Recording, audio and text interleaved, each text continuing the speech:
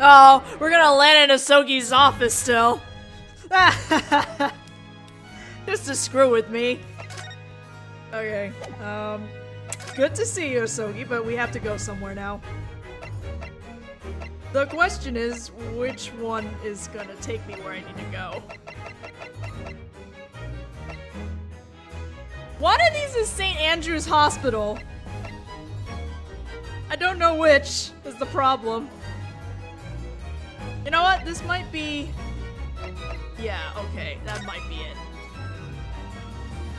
That might be it. Maybe. I don't know. If I get it wrong, no! Fuck. I got it wrong. Because I don't want it to start playing dialogue, I'm just gonna exit and open it up again.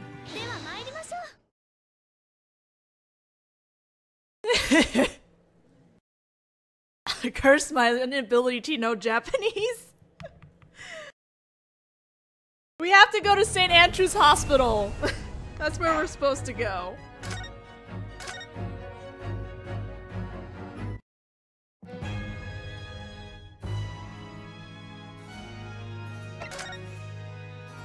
So it's this one? Wait. I'm just gonna make sure. Okay. So, probably that one then. Okay, cool. This is the same day, unspecified time, St. Andrew's Hospital, room number 3. Apparently Dame Gyakuten-sama was taken to this hospital room. To be honest, it's going to be hard to face him. Yeah, considering what you guys did. Oh! Hello, Mr. Lawyer. Are you alright? Yes, unfortunately. I somehow managed to compose myself. I'm so sorry. It's my fault. That your secret was exposed, and you had to recall those painful memories. Happy New Year! We still got a couple more hours in America. To be honest, the prosecutor just left a moment ago. Huh? Asogi was here? He said something not unlike what you just did, and bowed his head before me, but... Both of those things were things that I invited upon myself. Dame Gyakuten-sama. I always felt dreadfully guilty about deceiving my wife, Anna. Or Anna. But it wasn't just that. I was also unconsciously deceiving myself. You're referring to the disciplinary dismissal notice. Now that I think back on it, perhaps it was no coincidence that I happened to meet Detective Gregson that time. He gave me a shocking amount of compensation for agreeing to be his proxy. Maybe it was his way of showing his concern for me, who had lost everything. Does that mean that Detective Gregson knew everything? I consider this my retribution for the lie-filled decade I've lived. However, I wasn't the one who helped the professor break out 10 years ago. I swear, among all my lies, that was true. Oh, Happy New Year! Dame Gyakuten-sama. It is already like a couple hours into the new year now for Japan, isn't it? It's like almost morning for you guys. Maybe it's a little irrational to be saying this at a time like this, but if possible, we'd like to hear what you have to say. Personally, I'd like someone to hear me out, especially now. What was I supposed to have done? This poor man. Oop.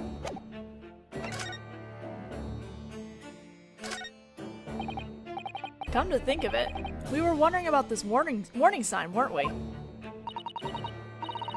Perhaps it's a motto of some sort, like this greeting with a smile part. Payment with a smile, discharge with a smile. Wow, you're pretty good, Susato-san. You got the with the smile part right.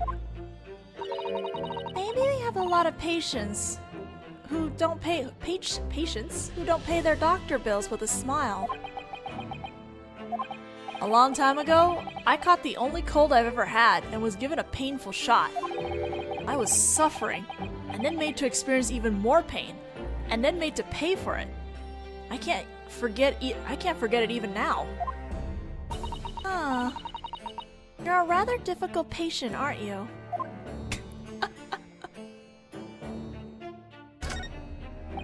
These appear to be reminders about the patient.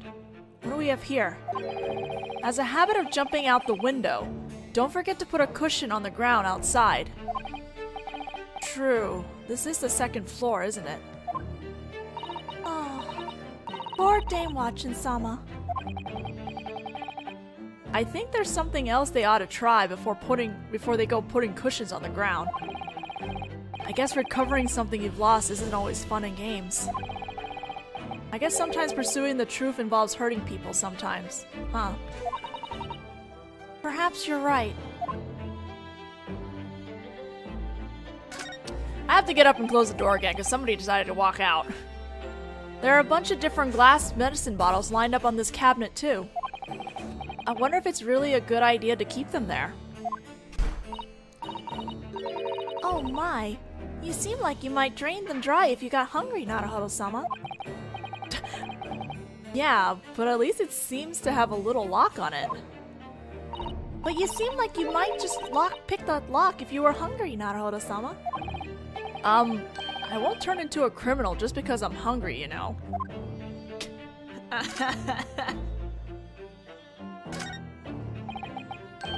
These are crutches. I guess they have them in Great British Empires as well. They may have been brought to Japan from the Great British Empire. The Japanese word has the characters for pine needles in them, so I'd always assumed they were invented in Japan. Either way, I don't have very nice memories about these. Oh my, did you get injured and need to use some for a while? When I was little, I borrowed a pair for fun and was playing with them. When my foot slipped and I got a sprain. Naruhodō! I see. These devilish sticks are meant to help people when they're hurt, but they can also hurt an uninjured person. I think that's more the fault of a certain naughty little boy and his tricks. Oh my god! Ah, fun! Fun! What fun! These appear to be reminders about the patient. Let's see. Love's matchless caretaking. I guess they're talking about the patient who sleeps here? Well, Dai Gyakuten Saiban still isn't emotionally stable. I think it's best if he's cared for by someone kind. This matchless part is kind of bothering me a little. If Dai Gyakuten-san might actually like the kind of caretaker, who would open the window for him and say, "Here, go ahead," if he were to say, "I want to jump"? I'll ask the doctor about this later.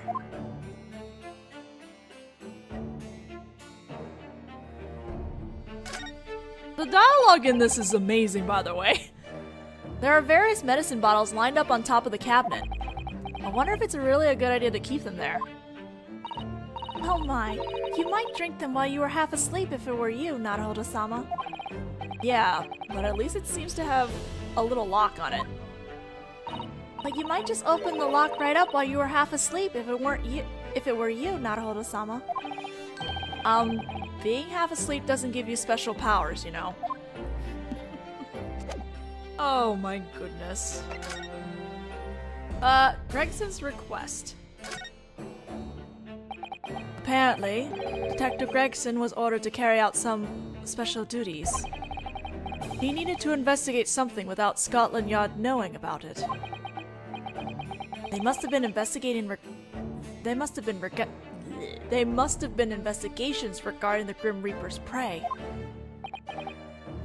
That's when he'd give me his ID and have me act as his proxy. So you posed as Detective Gregson and conducted the investigations then? No, I'm just a peddler. I couldn't possibly conduct investigations. I just went to the designated places and did things in order to draw attention to myself. In order to leave an impression with the people at that place that a detective named Gregson was here. So then, did you do so the day before the incident as well? Yes. I was told to go to Lime Street, where the Red-Headed League was, and make a little scene. When I tried raving around the ID and making a scene like I usually did, you got locked up by the criminals. Yeah, that's what happened. So you always make that sort of scene while waving around the ID like that? Yes, that was my role. I guess that's a legendary detective for you, for better or worse. Well, as you can see, I've got a bruise around my neck, but they released me the next morning as they promised. It looked like they wouldn't give you the ID back, though. I'd promised to meet him in that room at 5 p.m. that day in order to give him my report, but when I returned to Fresno Street, I heard that gunshot. Also, I'll be right back. I'm gonna close the door again.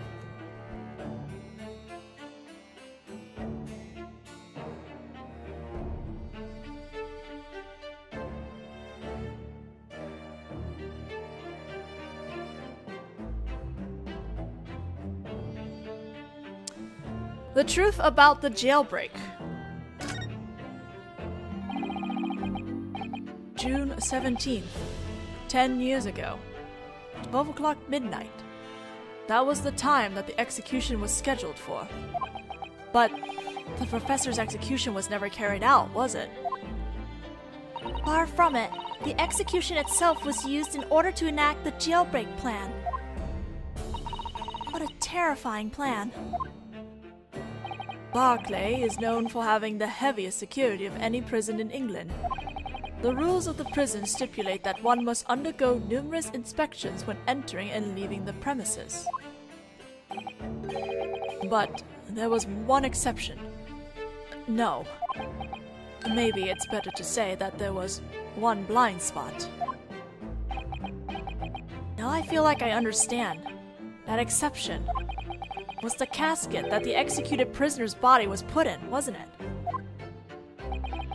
Precisely. Once the prisoner has taken their last breath following execution, they are pronounced dead by the coroner, and immediately receive a burial in Lowgate Cemetery behind the prison. At that point, the casket with the body in it is set aside, and the head jailer signs a confirmation form, after which no one is allowed to touch it. When the execution is carried out, no one is allowed to enter the room but the executioner and the coroner. I waited in the room next door and awaited the death confirmation report. When I went to the morgue, there was a single casket sitting there as usual. Normally, I would have checked inside the casket and signed the form. Then it would have been nailed shut, but that day, for some reason, the lid of the casket had already been nailed shut. What? I didn't think too much of it at the time. I just figured the vice head jailer had run the check and nailed it shut. So then, in that casket, Asogi Genshin was likely holding his breath in there, having just managed to escape his execution. The casket was then carried to Lowgate Cemetery as per regulation. there probably wasn't more than a few hours worth of air in that casket. And the very night he was buried, someone dug him up again. But in the end, Genshin-sama was shot in Lowgate Cemetery. What on earth happened at Lowgate Cemetery that night? Me too! I don't know. There are only two things I can say for sure. I feel bad for the entire Asogi family, okay? They did nothing wrong. Asogi's jailbreak would have been impossible without the cooperation of someone inside the prison. That collaborator wasn't me. That's all. Condemned prisoner Asogi. You know, of course, right? Dame Watchin-sama. San. That Asogi Genshin was the professor. Yes, I remember well, even now. Would you mind telling us about it? I can't say I had a particularly long period of contact with that condemned prisoner. He was made to stand as a defendant in that unpublicized trial, conducted purely by members of the justice system. After that, the fate that awaited him was the speediest possible execution. And the verdict that was handed down to him was decided before the trial ever started, wasn't it? It was an unusual time between England and Japan, as they just entered a treaty with each other. They needed to bring the incident to the swiftest conclusion possible. He spent his final time, adding up to less than a week, in that solitary cell. As the head jailer, I was to supervise him in his solitary cell, until it was time for his execution. But his virtuous and strong spirit left a deep impression on me. Strong spirit. In spite of having committed the very serious crime of murdering numerous people, he was always calm and polite, and an incredibly knowledgeable gentleman. That's why I disbelievingly asked Asogi,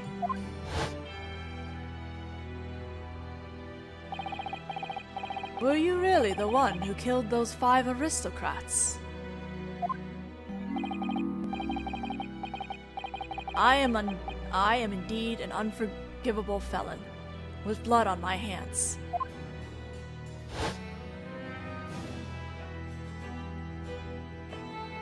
The next day, the top-secret trial was carried out, and the planned verdict was handed down. Guilty. Asogi Genshin returned to his cell that night. That's when I saw something odd. Something odd? What on earth did you see? A will.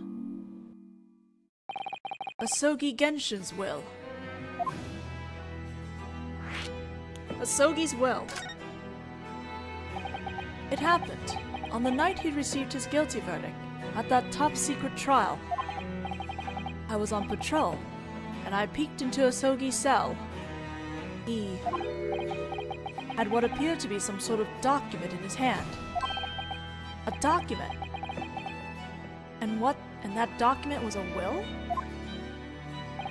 When he noticed me there, he hastily hid it. But what was odd about that? I should think it would be completely normal for a prisoner who would soon be meeting his end. Yes, however, there were unique circumstances here. Unique? Asogi was in prison in a cell, especially for death row inmates, but excluding one specific type of item, he was permitted to bring personal items into the cell. Personal items in a cell? That does sound pretty unique. He was unquestionably a felon who had killed 5 aristocrats, but on the other hand, he was also a guest dispatched by Japan. The Great British Empire granted him as much freedom as possible in the few days leading up to his death. By the way, what was the one specific type of item he wasn't permitted? Actually, the item was writing supplies. To be more specific, pen and paper. So in other words, he was forbidden to leave any records, correct? Apparently so. Where on earth did he get those things? The regulations specify that any scraps of papers would be confiscated. Asogi hid the document behind his back and begged me desperately. What was that you just hid? Please, ignore it. It's a matter of life and death to me. But it's against regulations. You're the only one who's seen it, as long as you don't tell anyone. Alright, so, what is that document? My will. This will is my final weapon.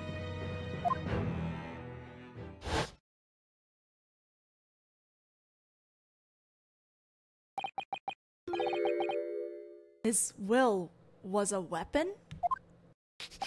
I'm just thinking about... Oh no! I just put the two things together, but I'm not gonna say it right now. I don't want to, like... No, I'm not saying what I think it is. I agreed to ignore the will and didn't confiscate it. But then, to my surprise, the will later vanished. What? It vanished? It sounds as though there's more to the story of this curious will. The will's disappearance. In the end, I was the only one who saw that will. But then it ended up disappearing? It was after Asogi's execution. Well, that ended up being a jailbreak though. The jailers were gathering up the personal effects Asogi had left in his cell. All the items he left behind were to be sent to his family in Japan. You mean to Kazuma-sama? So does that mean it vanished? From among the items he left behind? His will, I mean. Yes, exactly. I didn't search them myself, but... Chief Officer Barricade was shouting, "It should be there somewhere." But... it seems awfully strange. Strange? After all, wasn't Dai Gyakuten-sama the only one who should have known of its existence? So why then did the chief officer know about it? You're right. I'm afraid I don't know either. However, it seems like the chief officer knew of that will all along. And then he proceeded to refer to that will as the Asogi file. Asogi file. I don't know what happened after that. After all, I believe you know what followed for me. The disciplinary dismissal and the loss of his memories. I've forgotten all of that until today. Can't imagine that has anything to do with this case, though. That's alright. Thank you for speaking with us.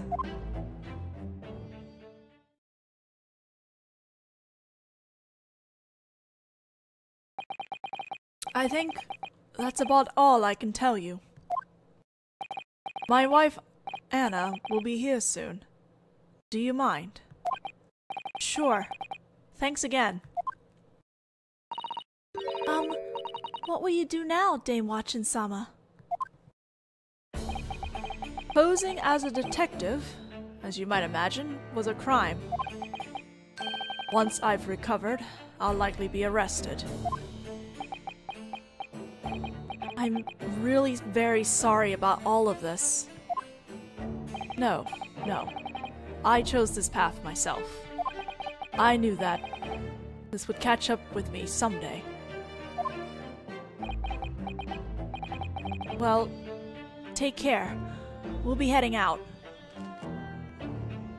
Yeah, I would think his punishment would be a little bit more lenient considering Gregson was the one who, like, made him.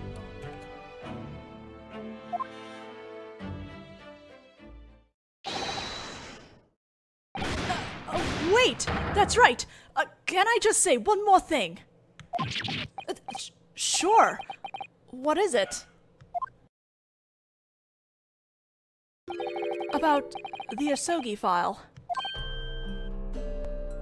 Oh, this track again. I'd appreciate it if you kept what I told you a secret. Is there a reason for that? Apparently, the Asogi file was a rather high-level secret. If it gets out that I remember its existence, I can't help feeling that something bad might happen. Oh man, I'm getting spooks! I'm getting spooks! I understand. The will that Asogi Genshin secretly had before his death. Consider that his final weapon.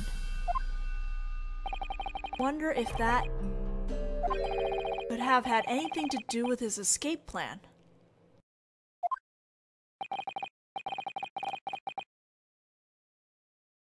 As someone who might know more about that document. Naturally, that'd be Damie's boss. Damie! Shall we pay Barclay Prison one more visit? Oh, poor Everett. Okay. Not gonna go there yet.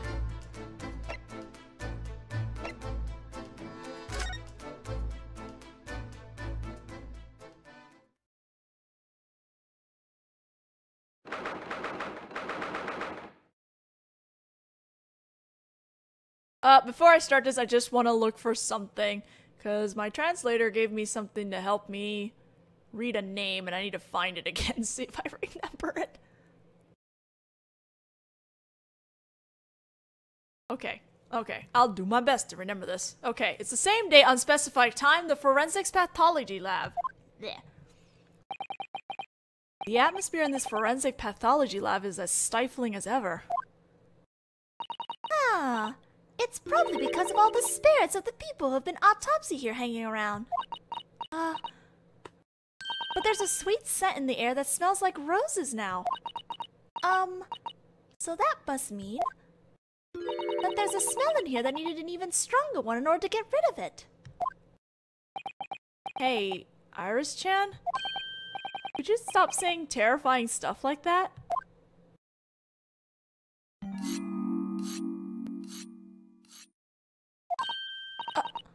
I wonder what that noise was. Oh no! Spooky! Spooky!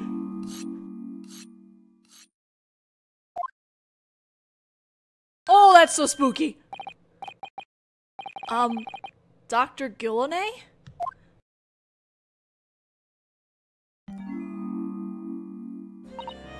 Yes? What was that sound just now? I was sharpening my lancet. If you don't service my tools every day, they'll die. Sure. When you run a perfectly sharpened lancet along the skin, it cuts like melted cheese. Would you like to see? Oh yes, I think I would. Oh my god! In that case, you don't mind, do you? Yes, I mind a lot. Maybe another time.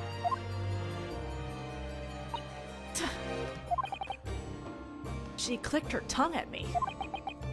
Anyway, let's hear what she has to say.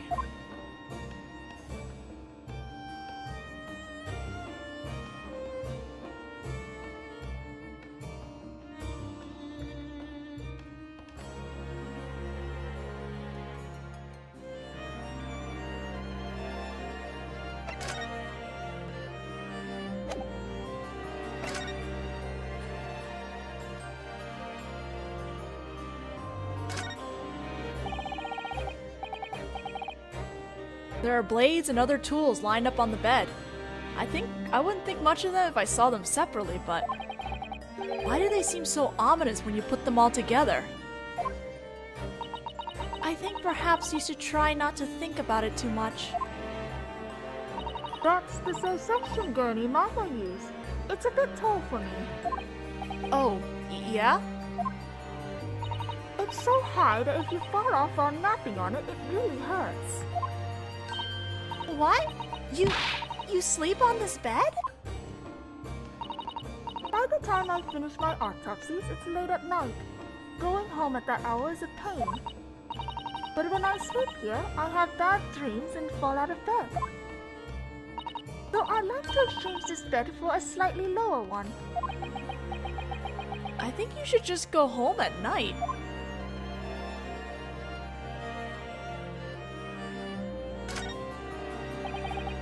There's something pale floating in this big glass jar.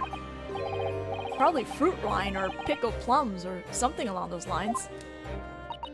Yes, let's just tell ourselves it's something peaceful. Oh, you're talking about those samples. That one's a monkey's brain. Huh? The way it's made isn't that different from a human, so it's useful for studying. The thing beside it is a monkey's... Alright. I don't need to hear any more about monkeys. I see. Oh, you were right. A few moments when we thought they were pickled plums seems so long ago.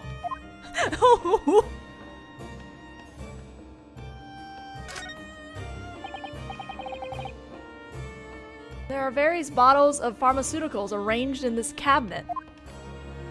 The label on this bottle says poison. There are even some that look like salt and pepper shakers at a glance. Oh, the labels say salt and pepper on them. I guess she must live here sometimes. Talk about living right alongside death.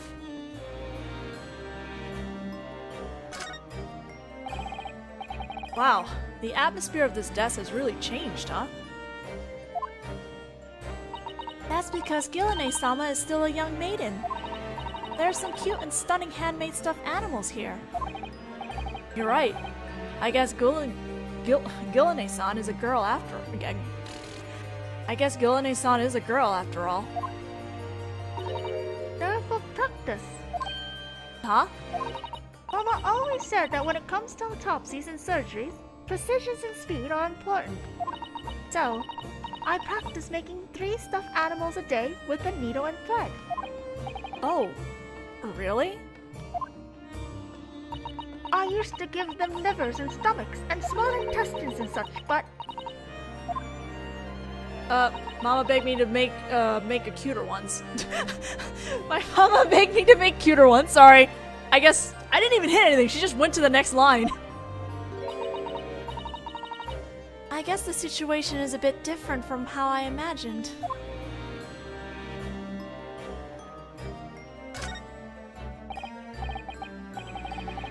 Huh, this is a pretty tasteful display cabinet. The cherry wood is polished to a nice luster and it's got detailed decorative engravings on it. The Western cabinet markers do some pretty impressive work too. Pan people. Huh? Pan people's bones were put together to make that one perfect specimen. I'm really proud of that specimen. It was the display cabinet that I was complimenting. I plan to go the rest of my life ignoring the scary bones inside. Weird Oriental. You're both a little odd if you ask me.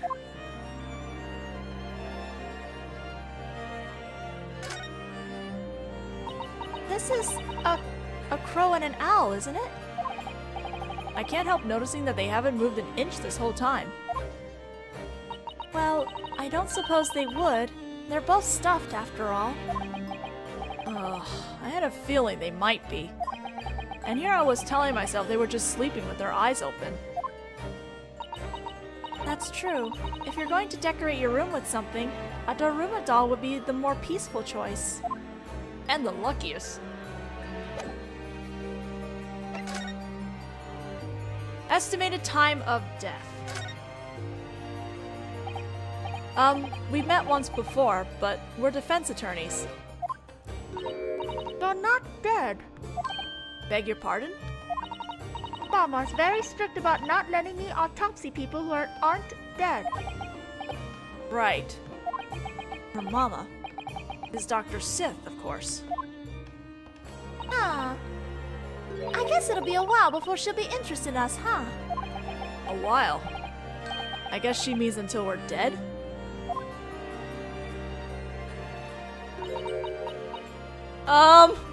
Please don't cut us. Sorry, but I don't have any intention of dying right now. We'll have to find some way to catch her interest.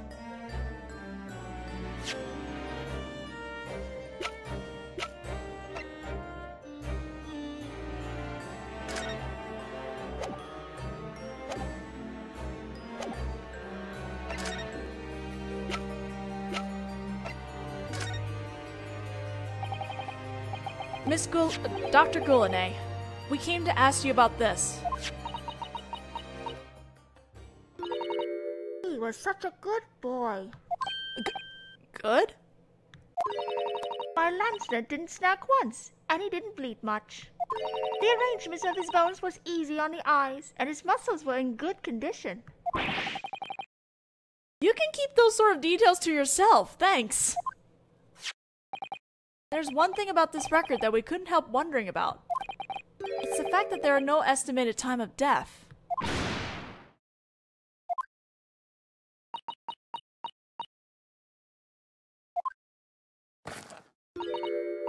That's not Ronay's fault. Huh? Ronay? I guess that means Gulone. She took off the mask! In that case, perhaps you could tell us about it officially. She has such a doll face, too. Like, you know, a face of a doll. Okay, again. Estimated time of death. As someone walks through the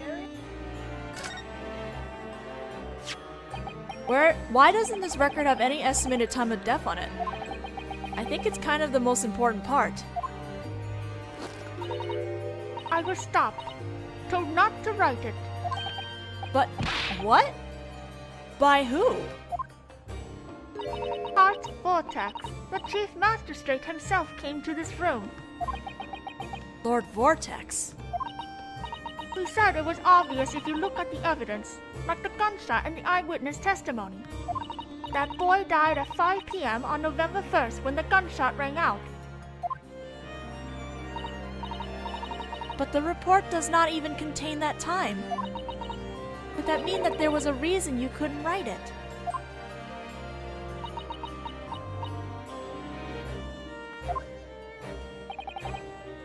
I'm gonna have to wait. There's noise.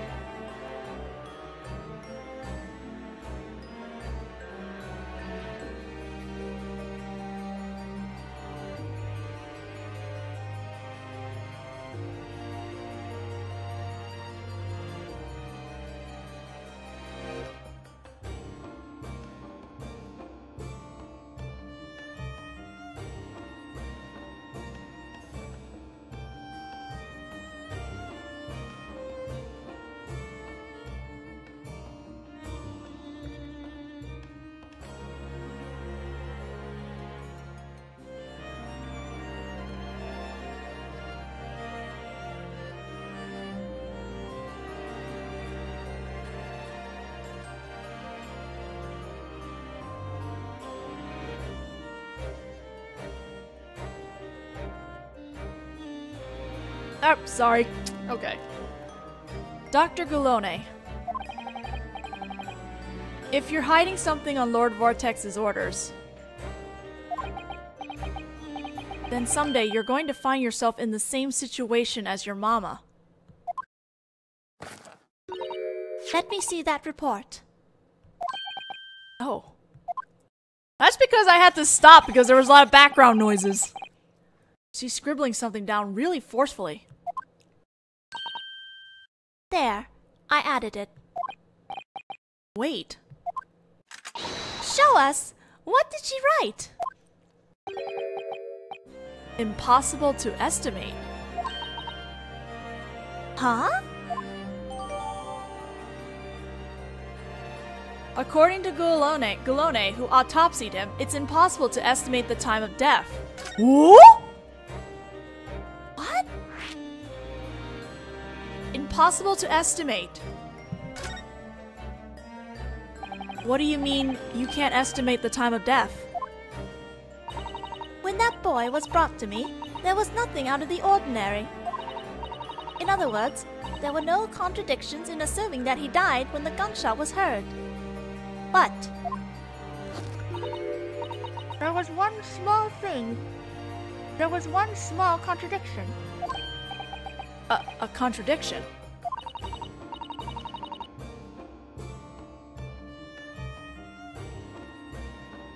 There was fish and chips in the corpse coat pocket, see? And those fish and chips had started to rot. Huh? Oh my god, the fish and chips are gonna save us! Thinking about it logically, someone who loves fish and chips would eat them before they went bad. Well, that's true, but what does this mean? It's possible that some matter of fabrication was performed in order to confuse the time of death. Some matter of fabrication? You can do that? Logically, if the corpse were to be cooled with ice, it would have been possible to delay decomposition. If we assume that he wasn't wearing his coat when his corpse was refrigerated. Are you saying that only the fish and chips, which hadn't been frozen, would have rotted? With our current technology, I couldn't determine whether the body had been refrigerated or not. So this futuristic science has reached the point where even dead bodies can be frozen? But in order to cool a dead body, a rather large electric ice box would have been needed. Are there any homes in London that possesses such a thing? It might be impossible to have in a home, but a factory and other specialized places would be a different story. I don't believe Fresno Street had any such factory. So, for the sake of argument, we assume that the body was refrigerated by some means. What would happen to the estimated time of death in such an instance?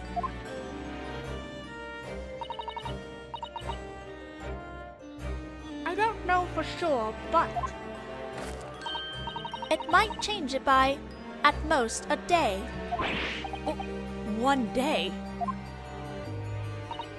In other words, it would confirm your deduction, Naruhodō-sama. Detective Gregson-sama was killed 1 day earlier in a different location.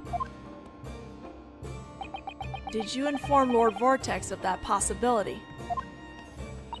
He said that there was no such large electric ice boxes in the vicinity of the crime scene.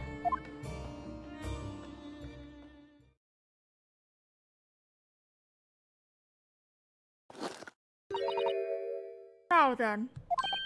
Huh?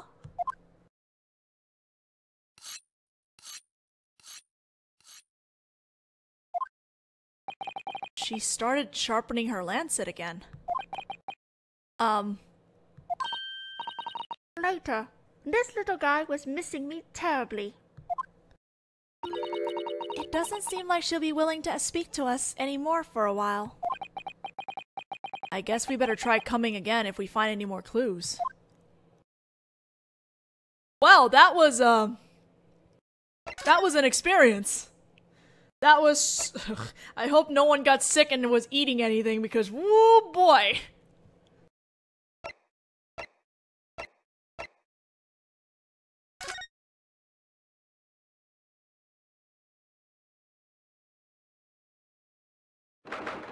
It's the same day on specified time, Barclay Prison, the chief officer's office. Oh, back again, are we? Yes. Hello.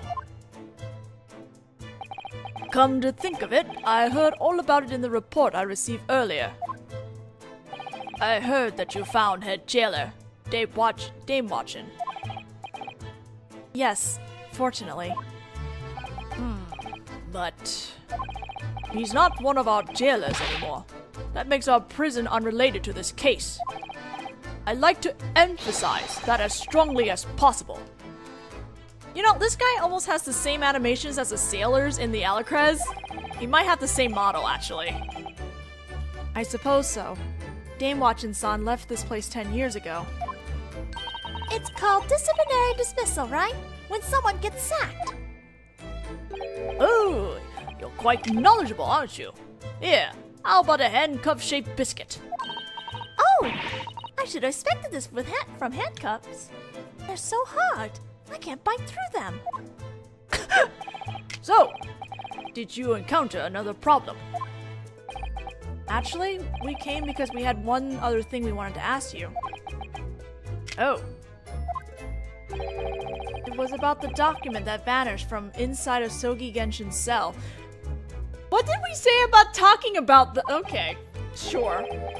I believe it was referred to as the Asogi file.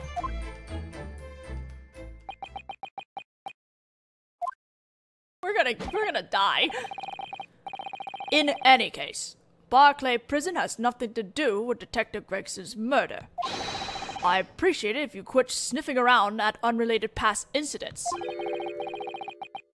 Chief Officer Barricade's expression changed. That must mean there's something to this.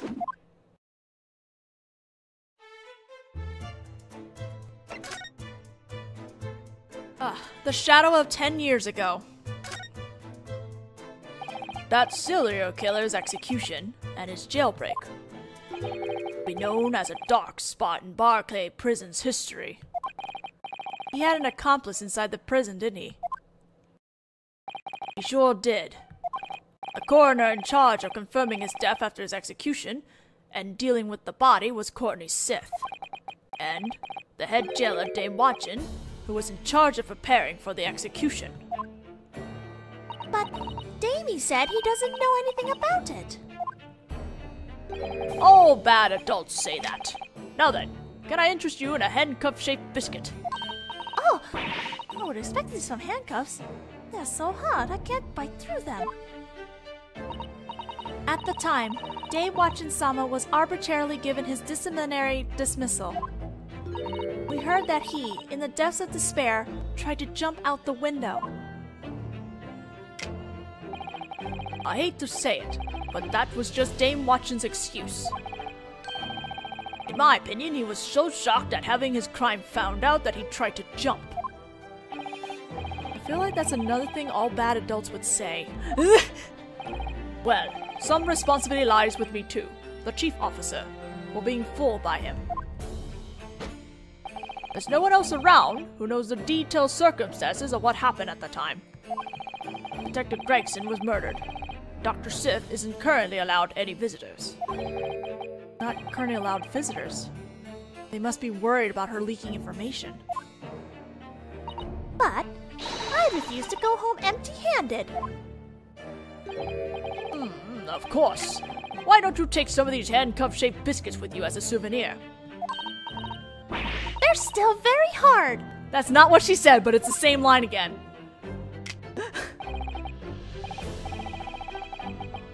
Let's see. If there was anyone who knew about the situation at the time, it would probably be Maria Gulone of the Criminal Identification Office. Maria Gulone. She's the only daughter of the coroner, Courtney Sith. She seems to enjoy waving that lancet of hers around in imitation of her mother. Oh.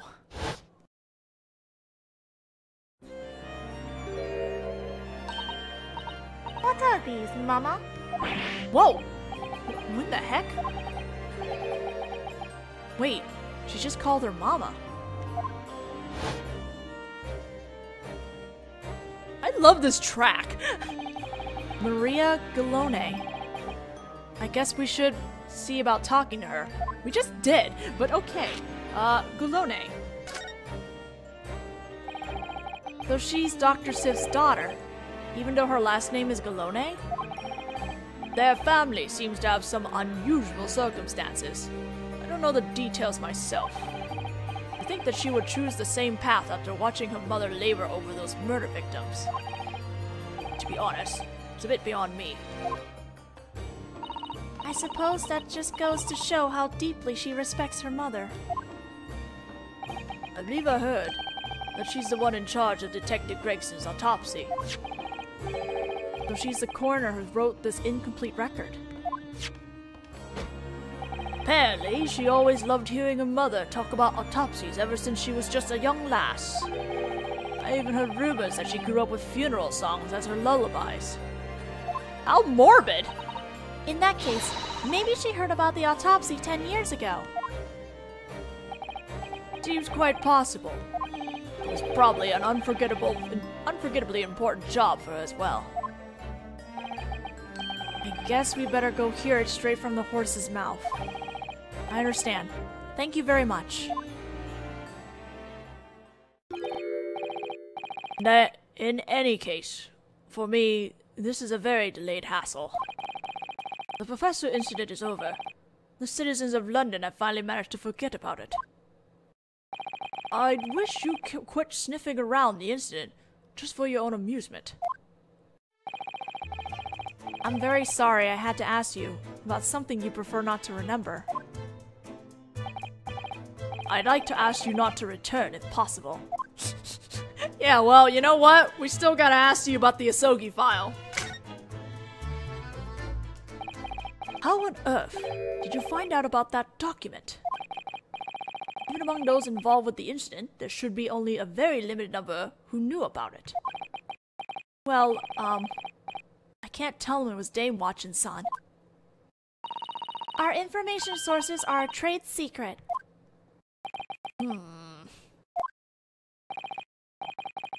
We heard that the document was a will, and that the professor, in other words, Asogi Genshin, wrote it.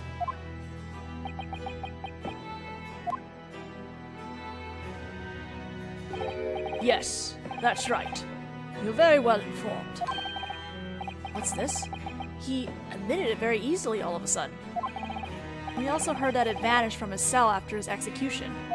Oh, no, that's not true. There seems to be some misunderstanding here.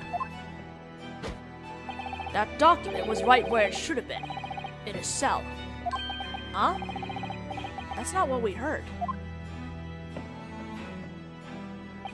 Just a moment. It should be right around here. Ah, here we are. This is it. This seems too convenient. Reported by Asogi Genshin. It was written in brushstrokes. I can't read it since it's written in Japanese, but apparently it says he wants all his belongings to be sent to his son in Japan. Yes, it does indeed say that. And this is the Asogi file? Of course it is. It's a document written by Asogi, after all. That's right. There are no mysteries surrounding it. That's the whole thing. I don't think so. No. That's way too convenient. There was quite a mess remaining after that execution that I prefer not to remember. All of his remaining belongings were shipped to Japan as he specified. That case is over. Perhaps we should make a note of this, Naruhodō-sama, just to be safe. Asogi file. Asogi Genshin's will, said to have been his final weapon, which Dame Watchin-san swore had vanished.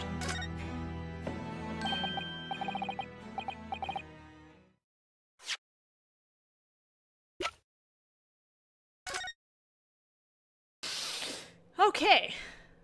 The writings of Asogi Genshin. I, Asogi Genshin, hereby request that all items I obtained in London, as well as all of my other belongings, be sent to my son, Asogi Kazuma, in the great Japanese Empire. Though it fills me with sorrow to lose my life in this distant foreign land, without meeting my family again, I have no words of regret about the path I have chosen.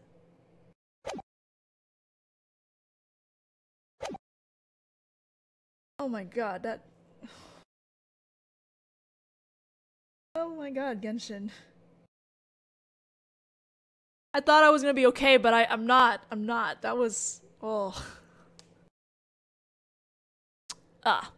May I just say one thing, Mr. Naruhodō? Sure. That document has nothing to do with the case at hand. I ask that you keep as quiet about it as possible. No, actually. This isn't so much a request as a demand from our nation. Well, you know what? Screw your nation. You screwed us a lot. I understand. Screw that. Why should I care?